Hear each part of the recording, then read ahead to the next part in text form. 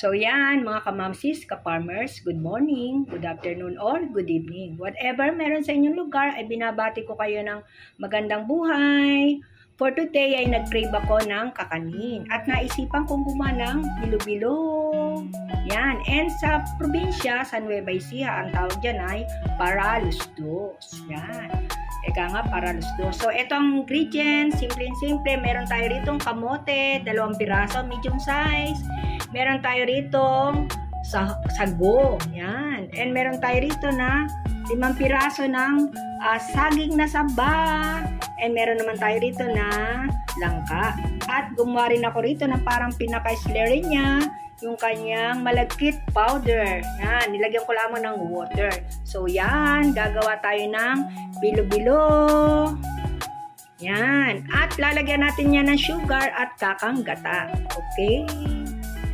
Ayan, mga kamamsis, at inilagay ko na ang pangalawang kakang gata dito sa ating kasirola. Yan, at kumukulo na siya.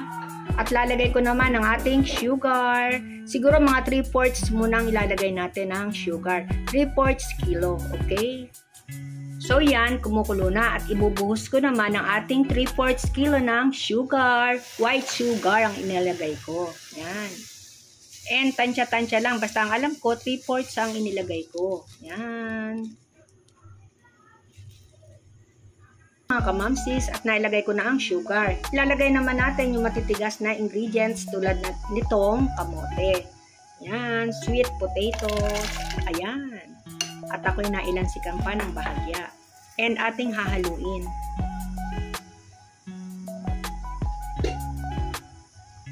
Yan.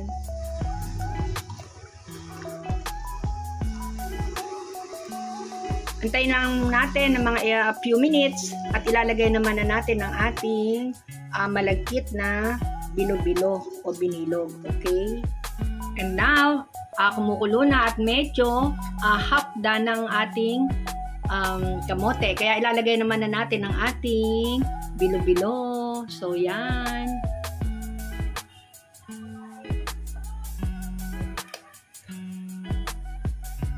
So, yan. Lagay pa natin ang ating mga nagawang bilo-bilo upang maluto na dyan. Yan. Bilo-bilo pa more. Yan.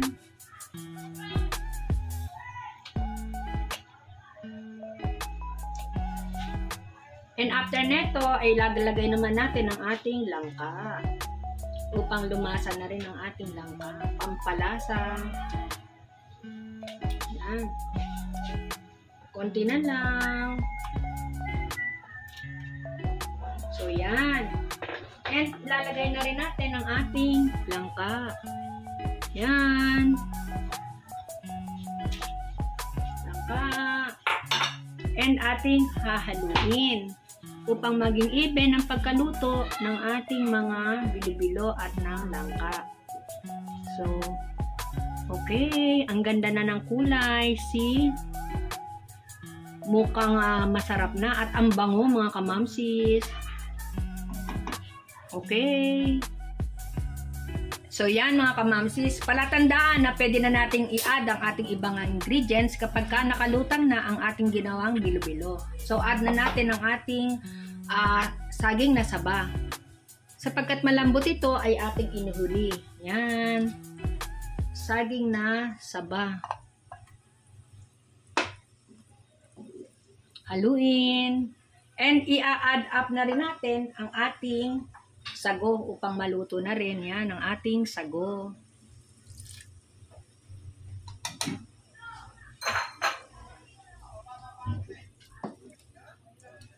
Konting few minutes ay pwede na itong hanguin. Yan. Sapagkat ang saging na saba ay malambot naman. Diba po, kinakain naman ito ng hilaw talaga. Yan. So, antayin lamang natin.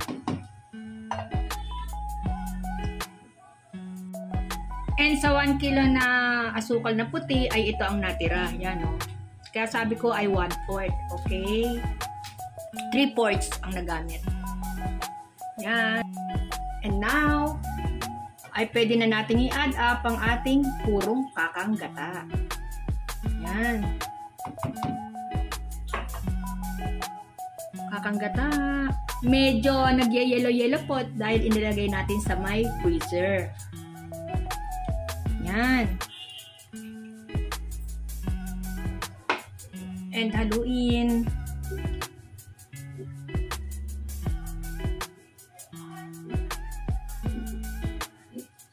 And idadagdag na rin po natin ang ginawa kong slurry. Yung slurry, ang paggawa ko ay yung ating glutinous rice flour. Eka nga, flour. Nilagyan ko lamang ng small amount at nilagyan ko rin ng water. And then, hinalo ko hanggang sa madilyot sa water ang ating glutinous rice flour. Yan. And ating ihahalo dito sa ating sabaw na yan upang lumapot-lapot naman siya. Unti-unti lamang at baka ma-over naman sa lapot. Okay? Yan.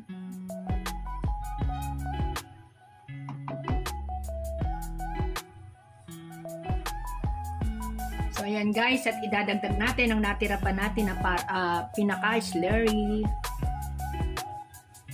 Yan. And saktong-sakto lamang po yan.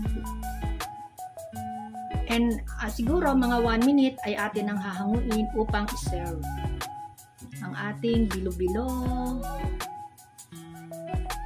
Yan.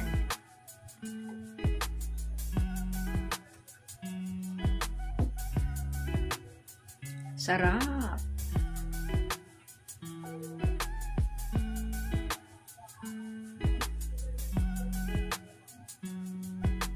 Okay. And yan, at kulong-kulo na. And tinikman ko na po yan mga kamamsis at napakasarap. Promise, malilimutan nyo ang pangalan nyo. Sabi nga ng ate Nits ko, tikman mo, pero banggitin mo muna ng 3 beses ang pangalan mo at baka makalimutan.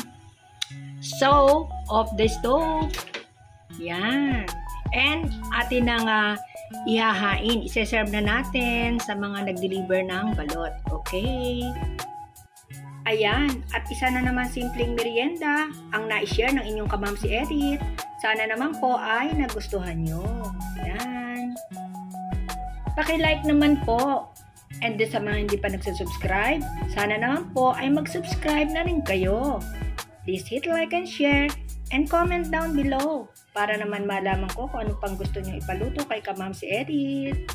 And ang palagi kong sinasabi ay be courageous, be happy, and be natural. God bless everyone!